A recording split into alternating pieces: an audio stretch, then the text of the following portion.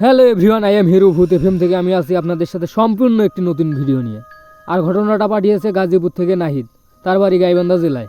ঘটনাটা নাহিদ যেভাবে পাঠিয়েছে আমি আপনাদের সামনে সেভাবেই উপস্থাপন করতেছি। আসসালামু আলাইকুম প্রিয় অডিয়েন্স, আমি নাহিদ, আশা করি আপনারা ভালো আছেন, আমিও ভালো আছি। ঘটনাটা ঘটে আমার সাথে 2016 সালের শেষের দিকে। পারিবারিক সমস্যার কারণে আমি আশ্রয় নেই কোনাবাড়িতে। তো আমি সেখানে গিয়ে একটা চাকরির সন্ধান করতে থাকি, কিন্তু আমার ভাগ্যটাও এমন হয়ে দাঁড়ায় যে চাকরি আমার সন্ধানে আসে না। আমি খুঁজতে খুঁজতে এক পর্যায়ে হয়রান হয়ে যাই। শেষ পর্যন্ত আমার এক ভাই আছে, সেই পেশায় অ্যাম্বুলেন্স চালক। আমি তার কাছে ফোন দেই এবং বলি যে আমাকে একটা চাকরি ম্যানেজ করে দিতে। তখন সে আমাকে বলে যে আমার কাছে তো কোনো চাকরি নেই, তুই যদি পারিস তাহলে আমার হেল্পার হিসেবে কাজ করতে পারিস, কেননা আমার হেল্পার নেই, ও চাকরি ছেড়ে দিয়ে চলে গিয়েছে। তখন আমি আমার ভাইকে বলি যে আমি ভেবে দেখি যে এই চাকরিটা আমার পক্ষে করা সম্ভব হবে কি না, কেননা অ্যাম্বুলেন্সে জার্নি করা এটা হঠাৎ করে শরীরের সাথেও ম্যাচ করার একটা বিষয় আছে। তখন আমি বলে ফোনটা কেটে দিই এবং আমি চিন্তা করতে থাকি যে কী করব, ঢাকা শহরে বসে থাকাও ঝামেলা, আপনারা জানেন যে ঢাকা শহরে অনেক খরচ। তখন আমি চিন্তা করলাম যে না, বসে থাকার থেকে কাজটা নেওয়া উচিত। তখন আমি ভাইকে আবার ফোন দিয়ে বলি যে ঠিক আছে, আমি কাজটা করব। তখন মাসের 28 তারিখ। তখন আমি ভাইকে বলি যে আমি কবে থেকে জয়েন করব। তখন ভাই বলে যে 1 তারিখ আসুক, 1 তারিখ থেকে জয়েন করো। তো আমি 1 তারিখে জয়েন করি, জয়েন করে কাজ করতে থাকি। আমার কাজের জার্নি 15 দিন। 15 দিন ভালোই কাটলো এবং কাজটাও আমার সাথে সাথে মানে এনজয় করতে থাকলাম। কাজটা আমার মনে লাগতে থাকলো এবং আমি ভাবলাম যে না, কাজটা আমার জন্য পারফেক্ট আছে, কেননা সব জায়গায় ট্রাভেল করা যায়। কারণ আমরা আগে ঘুরে বেড়াইতাম, ঘুরে বেড়াতে কান্না ভালো লাগে। তো আমার কাজের জার্নির 15 দিন শেষ, 16 তারিখ পড়েছে। তো 16 তারিখে আমি অফিসে যাই বা ডিউটিতে যাই। ডিউটিতে গিয়ে সারাদিন বসে থাকি, তো কোনো কাজ কাম নেই। তো আমি চলে আসি বাসায় ভাইকে বলে। তো এক পর্যায়ে ভাই আমাকে রাত 12:30টার দিকে ফোন দেয় যে একটা টিপ পাইছি, টিপটা নিয়ে যেতে হবে, তুই তাড়াতাড়ি হসপিটালে আয়। তো আমি চালু হসপিটালে যাই রেডি হয়ে। আমি উপস্থিত হওয়ার পর ভাই আমাকে বলে যে ওটা লাশটার মুখটা দেখে নে, কেননা আমরা যারা অ্যাম্বুলেন্স চালাই তারা লাশের মুখ দেখে তারপরেই গাড়িতে লাশ তুলি। তো আমি যখন লাশটা দেখি, বিশ্বাস হয়তো করবেন না, আমার ভয়ে বুকটা কেঁপে ওঠে, কেননা এরকম লাশ আমি কখনোই দেখি নাই। মুখটা এতটাই মানে বিশ্রী অবস্থা হয়ে গেছে যা বলার বাহিরে। তখন ভাই আমাকে বলে যে এই লাশটি বাস অ্যাক্সিডেন্টের, লাশটি নিয়ে যেতে হবে রংপুরে। আর আমরা লাশটি রিসিভ করেছি ঢাকা মেডিকেল কলেজ হসপিটাল থেকে। তখন আমরা লাশটা গাড়িতে তুলি এবং তাদেরকে বলি যে লাশের সাথে কে যাবে। তখন তারা বলে যে এটা একটা বাস অ্যাক্সিডেন্টের ঘটনা, তো তার পরিবার থেকে কেউ আসে নাই, সবাই গ্রামে আছে, তো লাশটা আমাদেরকেই নিয়ে যেতে হবে। তখন আমরা বলি যে না, লাশের সাথে লোক না গেলে আমরা নিয়ে যেতে পারবো না। তখন তারা অনেক অনুরোধ করে যে নিয়ে যেতেই হবে। তখন তাদের আমরা অনুরোধে এক পর্যায়ে রাজি হই এবং আমরা এক পর্যায়ে রওনা দিই। তখন রাত বাজে আনুমানিক 1টা। যমুনা সেতুর আগ মুহূর্তেই দেখি সামনে একজন মহিলা আমাদেরকে থামানোর জন্য সিগন্যাল দিতেছে। তো আমরাও থামি। তখন মহিলাটা আমাদের কাছে এসে জিজ্ঞেস করে যে গাড়িটা কোথায় যাবে। তখন আমরা তাকে বলি যে গাড়িটা রংপুর যাবে। তখন উনি আমাকে বলে যে আমার মা মারা গেছে, তো আমাকে একটু রংপুরে নামায় দিন, কেননা এত রাত্রে আমি গাড়ি পাচ্ছি না। তখন আমি তাকে বলি যে না, আমাদের পক্ষে সম্ভব না, কেননা পিছনে আমাদের লাশ আছে আর লাশের সাথে কোনো লোক নেই, আর আপনাকে সামনেও নেওয়ার কোনো স্কোপ নেই, কেননা আমরা দুইজন আসি অলরেডি।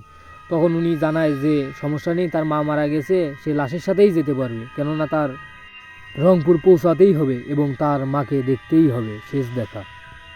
তখন তার অনেক জোরাজুরিতে আমরা রাজি হই তাকে নিতে।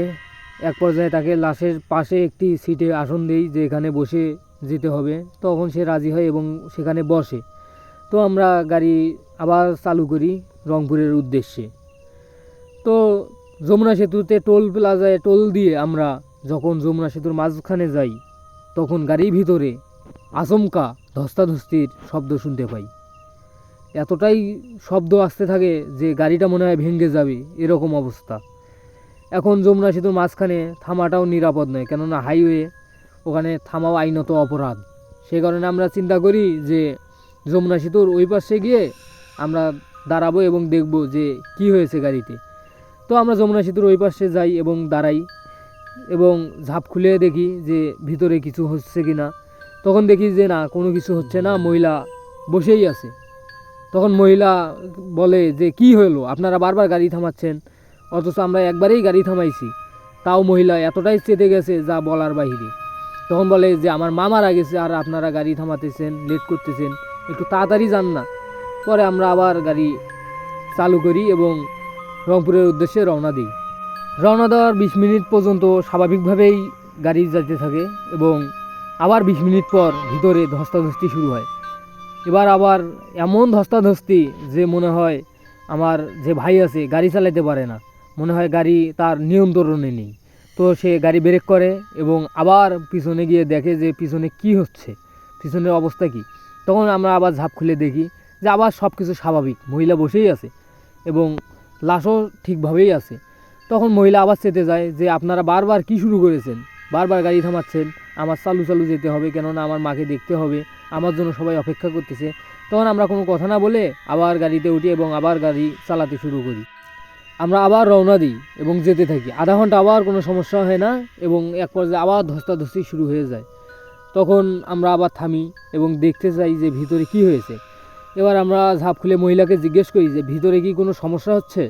তখন মহিলা বলে না, ভিতরে তো কোনো সমস্যা নেই। তখন বললাম যে ভিতরে সমস্যা না হলে এত ধস্তাধস্তির শব্দ কোথা থেকে আসে। তখন মহিলা বলে যে না, ধস্তাধস্তির তো কোনো শব্দ নেই, হয়তো বাহিরে থেকে কোনো শব্দ আসতেছে, সে কারণে আপনারা মনে করছেন যে ভিতরে ধস্তাধস্তি হচ্ছে। তখন এক পর্যায়ে আমরা আবার রওনা দিই। এভাবেই 1 ঘন্টা চলে যায়, স্বাভাবিক কোনো সমস্যা হয় না। তো মহিলা এক পর্যায়ে বলে যে দাঁড়ান। তখন আমরা বললাম যে কী হয়েছে। তখন মহিলা আমাকে বলে যে আমি এখানেই নেমে যাব। তখন আমরা ঝাঁপ খুলে দিই এবং তখন মহিলাকে বলি যে আশেপাশে তো কোনো বাড়ি নেই, আপনি এখানে নেমে কি করবেন, কোথায় যাবেন। তখন মহিলা কোনো উত্তর দেয় না, সরাসরি হাঁটা দেয়। তখন সে নিমেষেই চোখের সামন থেকে হাওয়া হয়ে যায়, কুয়াশার মধ্যে মিলিয়ে যায়। কেননা এখন শীতকাল, রংপুরে একটু শীত বেশি, সে কারণে একটু কুয়াশার প্রভাবটাও রংপুরে একটু বেশিই থাকে। তখন আমরা আমাদের গন্তব্যের উদ্দেশ্যে রওনা দিই। এক পর্যায়ে ড্রাইভার আমার কাছে সিগারেট চায়, কেননা ড্রাইভাররা একটু সিগারেট পান খেয়েই থাকে। তখন আমি সিগারেট খুঁজি, দেখি যে সিগারেট শেষ হয়ে গেছে। তখন ভাইকে বললাম যে ভাই সিগারেট তো নেই, সিগারেট শেষ হয়ে গেছে। তখন বলে যে সমস্যা নেই, আমি দোকান দেখে দাঁড় হচ্ছি। তখন সে একটি দোকান দেখে দাঁড়ায় এবং পান সিগারেট খায়। তো আমি ভাইকে বললাম যে ভাই লাশটা কি দেখা উচিত না, একটু লাশটা দেখি কি অবস্থায় আছে। তখন ভাই বলে যে ঠিক আছে, তুই উঠে দেখ যে লাশটা ঠিক আছে কি না। তখন আমি উঠে দেখি যে লাশের মাথার দিকে কাফনের কাপড়টা সরানো। তখন আমি চিন্তা করি যে কাফনের কাপড়টা ঠিক করে দিই। যখন আমি কাফনের কাপড়টা ঠিক করে দিতে যাই, তখন আমি দেখি যে লাশের মাথাটাই নেই।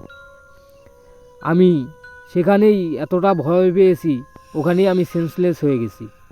তখন ড্রাইভার দোকানের লোকজনকে ডাকে এবং আমাকে সেখানে নিয়ে যায়।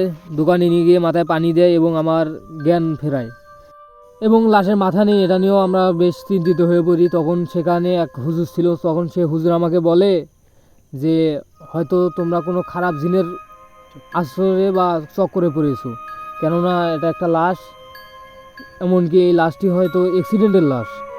আর এই জিনটা পাঠিয়েছে কোনো এক তান্ত্রিক, কেননা যেহেতু মাথা নেই লাশের, সে কারণে মনে হচ্ছে যে এটা কোনো তান্ত্রিক পাঠিয়েছে। কেননা তান্ত্রিকের এই অপহরণে যে মৃত্যুগুলো হয়, সেই মৃত্যুর মাথা দিয়ে তারা বিভিন্ন কাজ হাসিল করে থাকে। সে কারণে হয়তো ওই কবিরাজ আপনাদের কাছে কোনো জিন পাঠিয়েছিল এবং এই মাথাটা নিয়ে গিয়েছে জিনের মাধ্যমে। তখন আমরা তাকে মহিলাটার ঘটনা বলি। তখন বলে যে আপনাদের গাড়িতে যে মহিলাটা ছিল ওটা কোনো মহিলা ছিল না, ওটা জিন ছিল, কেননা এই মহিলা সে যে জিনটা এসে এই লাশের মাথাটা নিয়ে গিয়েছে, যা আপনারা বুঝতে পারেননি। তখন আমাদেরকে হুজুর বলে যে এখন যাওয়ার দরকার নেই, একটু পর আজান দেবে, আপনারা আজানের পর চলে যান, কেননা আপনাদের সাথে যেহেতু ঘটনা ঘটেছে আরও ঘটনা ঘটতে পারে। তো আমি চাই না যে আপনাদের সাথে খারাপ কিছু হোক। তো আমরা হুজুরের কথা শুনি এবং আজান পর্যন্ত অপেক্ষা করি। এক পর্যায়ে আজান দেয়, আমরা আজানের পর যাই। পরবর্তীতে আমাদের সাথে কোনো ঘটনা ঘটে না। তো আমাদের ঘটনা এইটাই। তো আমাদের ঘটনাটা কেমন লাগলো অবশ্যই কমেন্ট করে জানাবেন। হয়তোবা আপনাদের কাছে ভয়ঙ্কর নাও লাগতে পারে, কিন্তু আমাদের সাথে ঘটনাটা ঘটেছে, তো আমরাই বুঝি যে আমাদের উপর দিয়ে কী গিয়েছে। তো ঘটনাটা ভালো লাগলে অবশ্যই লাইক কমেন্ট সাবস্ক্রাইব করতে ভুলবেন না, এবং নিত্য নতুন ঘটনা পেতে আমাদের চ্যানেলটা সাবস্ক্রাইব করে অবশ্যই পাশে থাকবেন।